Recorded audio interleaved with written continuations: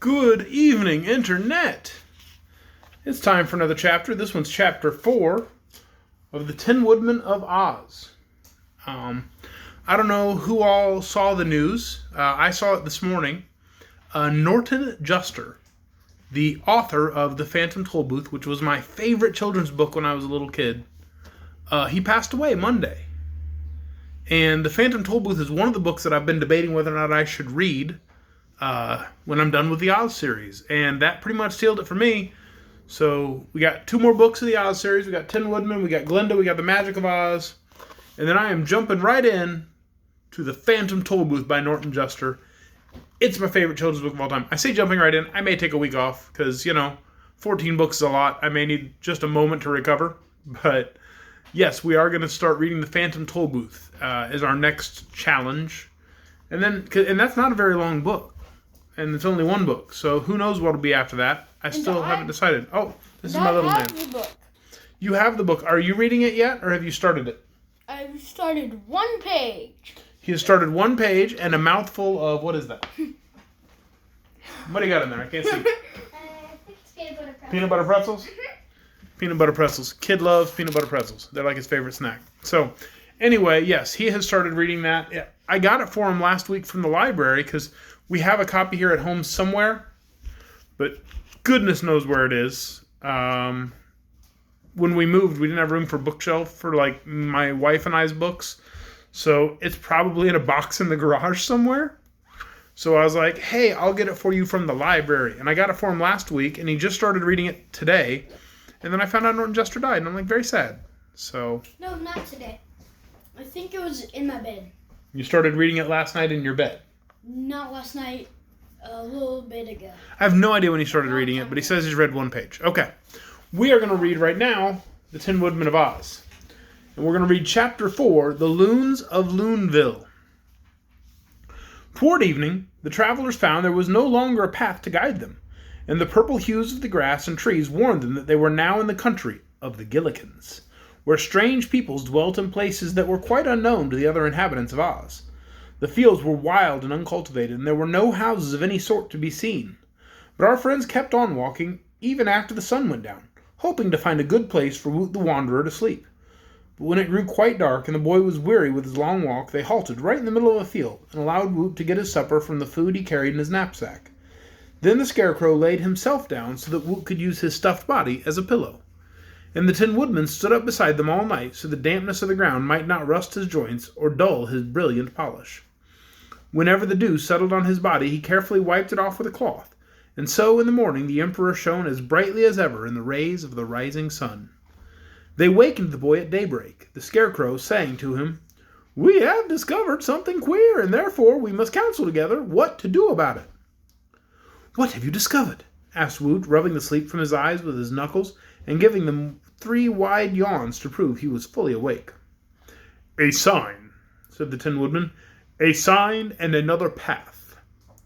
"Well, what does the sign say?" inquired the boy.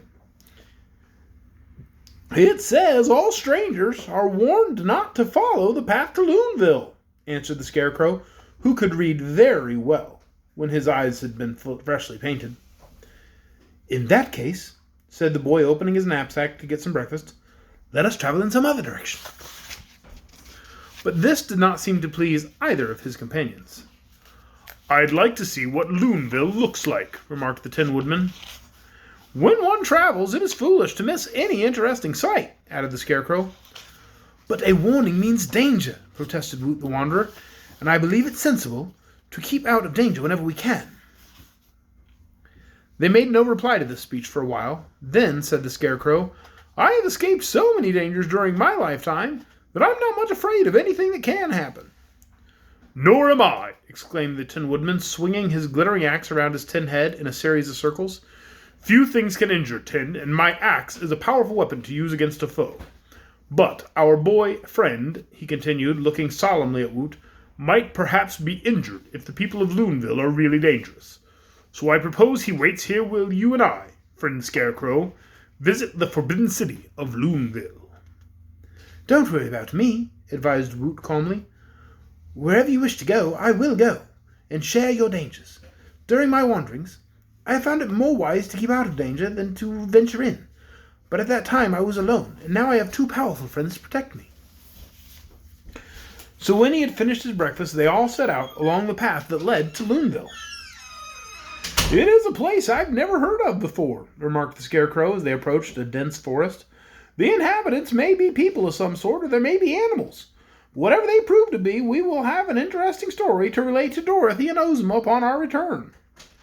The path led into the forest, but the big trees grew so closely together, and the vines and underbrush were so thick and matted, they had to clear a path at each step in order to proceed.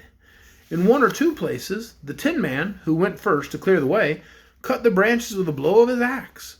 Woot followed next, and last of the three came the Scarecrow, who could not have kept the path at all had not his comrades broken the way for his straw-stuffed body. Presently the Tin Woodman pushed his way through some heavy underbrush and almost tumbled headlong into a vast cleared space in the forest. The clearing was circular, big and roomy, yet the top branches of the tall trees reached over and formed a complete dome or roof for it. Strangely enough, it was not dark in this immense natural chamber in the woodland, for the place glowed with a soft white light that seemed to come from some unseen source. In the chamber were grouped dozens of queer creatures, and these so astonished the Tin Man that Woot had to push the metal body aside that he might see too. And the Scarecrow pushed Woot aside so that the three travelers stood in a row, staring with all their eyes. The creatures they beheld were round and ball-like, round in body, round in legs and arms, round in hands and feet, and round of head. The only exception to the roundness was a slight hollow on the top of each head, making it saucer-shaped instead of dome-shaped. They wore no clothes on their puffy bodies, nor had they any hair. Their skins were all of a light gray color, and their eyes were mere purple spots. Their noses were as puffy as the rest of them. "Are they rubber, do you think?" asked the Scarecrow, who noticed that the creatures bounded as they moved, and seemed almost as light as air. "It is difficult to tell what they are," answered Woot. "They seem to be covered with warts." The Loons, for so these people were called, had been doing many things, some playing together, some working at tasks, and some gathered in groups to talk, but at the sound of strange voices, which echoed rather loudly through the clearing, all turned in the direction of the intruders.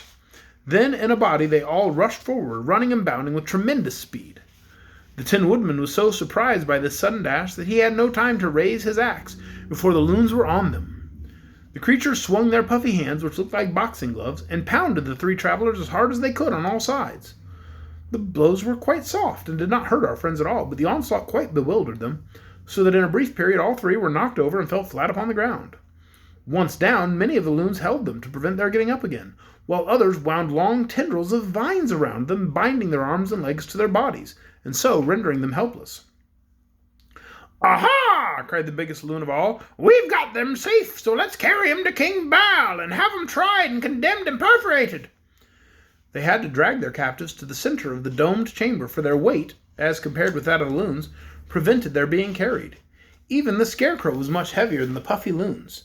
But finally the party halted before a raised platform, on which stood a sort of throne, consisting of a big wide chair with a string tied to one arm of it. This string led upward to the roof of the dome. Arranged before the platform, the prisoners were allowed to sit up, facing the empty throne. "Good!" said the big Loon who had commanded the party. "Now to get King Baal to judge these terrible creatures we have so bravely captured." As he spoke, he took hold of the string and began to pull as hard as he could. One or two of the others helped him, and pretty soon, as they drew on the cord, the leaves above them parted, and a Loon appeared at the other end of the string. It didn't take long to draw him down to the throne, where he sat himself and was tied in so he wouldn't float upward again. 'Cause he's a balloon. Oh, very clever. "Hello," said the king, blinking his purple eyes at his followers. "What's up now?" "Strangers, your majesty, strangers and captives," replied the big Loon pompously. "Dear me, I see 'em very plainly," exclaimed the king, with his purple eyes bulging out as he looked at the three prisoners. "What curious animals! Are they dangerous, do you think, my good Panta?" "I'm afraid so, your majesty." Oh, because he's a pantaloon. Oh, goodness. Are all their names going to be puns? Because that will make me very happy. "I'm afraid so, your majesty. Of course they may not be dangerous, but we mustn't take chances. Enough accidents happen, us poor Loons as it is, and my advice is to condemn and perforate him quickly as possible." "Keep your advice to yourself," said the monarch in a peeved tone. "Who's king here anyhow, you or me?" "We made you our king because you have less common sense than the rest of us," answered Pantaloon indignantly. "I could have been king myself if I wanted to, but I didn't care for hard work and responsibility." As he said this, the big loon strutted back and forth in the space between the throne of King Bal and the prisoners, and the other loons seemed much impressed by his defiance. But suddenly there came a sharp report, and Pantaloon instantly disappeared, to the great astonishment of the Scarecrow. To the great astonishment of the Scarecrow, Tin Woodman, and Woot the Wanderer, who saw on the spot where the big fellow had stood a little heap of flabby, wrinkled skin that looked like a collapsed rubber balloon. "There!" exclaimed the king. "I expected that would happen. Conceited rascal wanted to puff himself up till he was bigger than the rest of you, and this is the result of his folly. Got the pump working, some of you, and blow him up again. Or get the pump working, some of you, and blow him up again." "We will have to mend the puncture first, your majesty," suggested one of the loons, and the prisoners noticed that none of them seemed surprised or shocked at the sad accident to Panta. "All right," grumbled the king. "Fetch Till to mend him." One or two ran away and presently returned, followed by a lady loon wearing a huge puffed-up rubber skirt. Also, she had a purple feather fastened to a wart on the top of her head, and around her waist was a sash of fiber-like vines, dried and tough, that looked like strings. "Get to work, Till," commanded King Bal. "Panta has just exploded." The lady loon picked up the bunch of skin and examined it carefully until she discovered a hole in one foot. Then she pulled a strand of string from her sash and, drawing the edges of the hole together, she tied them fast with the string, thus making one of those curious warts which the strangers had noticed on so many loons. Having done this, Tilloon tossed the bit of skin to the other loons and was about to go away, when she noticed the prisoners and stopped to inspect them. "Dear me," said Till, "what dreadful creatures! Where did they come from?" "We captured them," replied one of the loons. "What are we going to do with them?" inquired the girl loon. "Perhaps we'll condemn them and puncture them," answered the king. "Well," said she, still spying the captives, "not sure they'll puncture. Let's try it and see." One of the loons ran to the forest's edge and quickly returned with a long, sharp thorn. He glanced at the king, who nodded his head in assent. Then he rushed forward and stuck the thorn into the leg of the Scarecrow. The Scarecrow merely smiled and said nothing, for the thorn didn't hurt him at all. Then the loon tried to prick the Tin Woodman's leg, but the tin only blunted the point of the thorn. "Just as I thought," said Till, blinking her purple eyes and shaking her puffy head. But just then the loon stuck the thorn into the leg of Woot the Wanderer, and while it had been blunted somewhat, it was still sharp enough to hurt. "Ouch!" yelled Woot, and kicked out his leg with so much energy the frail bonds that tied him burst apart. His foot caught the loon, who was leaning over him, full on his puffy stomach, and sent him shooting up into the air. When he was high over their heads, he exploded with a loud pop, and his skin fell to the ground. "I really believe," said the king, rolling his spot-like eyes in a frightened way, "that Panta was right in claiming these prisoners are dangerous. Is the pump ready?" Some of the loons had wheeled a big machine in front of the throne, and now took Panta's skin and began to pump air into it. Slowly it swelled out until the king cried, "Stop!" "No, no," yelled Panta, "I'm not big enough yet." "You're big as you're going to be," declared the king. "Before you exploded, you were bigger than the rest of us, and that caused you to be proud and overbearing. Now you're a little smaller than the rest, and you will last longer and be more humble." "Pump me up! Pump me up!" wailed Panta. "If you don't, you'll break my heart." "If we do, we'll break your skin," replied the king. So the loons stopped pumping air into Panta and pushed him away from the pump. He was certainly more humble than before his accident, for he crept into the background and said nothing more.